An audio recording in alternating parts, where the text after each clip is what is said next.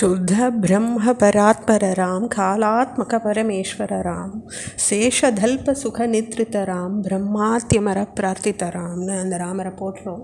இப்போ நம்ம 34வது தசகம் ராமாவதாரத்தில் இருக்கும்.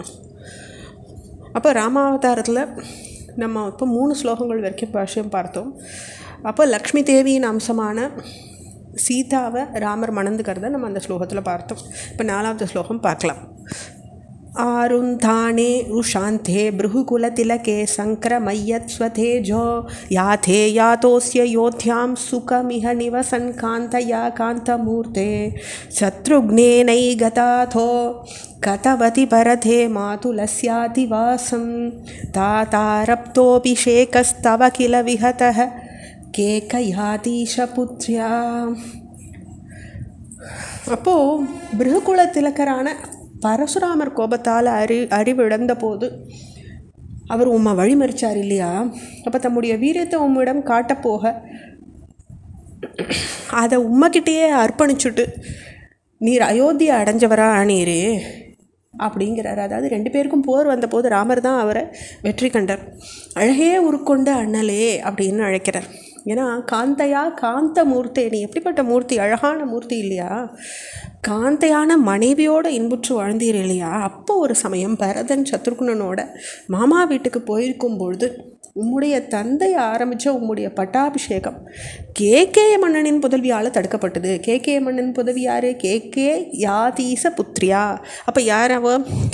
கைகேயால் அது தடுக்கப்பட்டது இல்லையா அப்படின்னுட்டு நடந்த விவரத்தை சுருக்கமாக பட்டத்திரி சொல்கிறார் இந்த 4வது ஸ்லோகத்தில். அடுத்த ஸ்லோகம். தாகோத்யாயாது காமோ வனம் அனுஜ வது சம்யுத சாபதாரஹ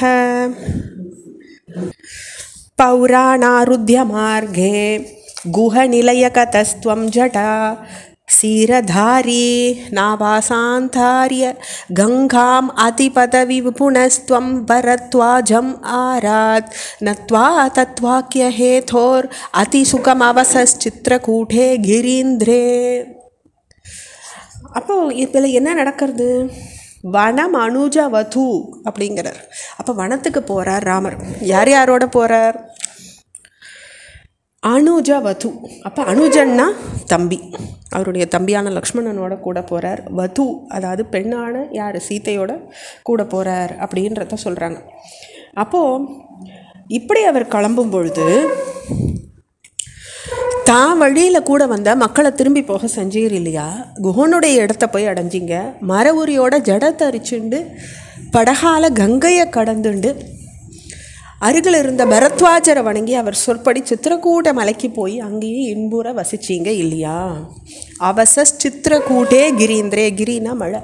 அப்போ சித்திரக்கூட்ட மலைக்கு போய் இன்புற இருந்தீங்க இல்லையான்னு ராமர் பண்ணினத்தை இந்த ஸ்லோகம் சொல்கிறது.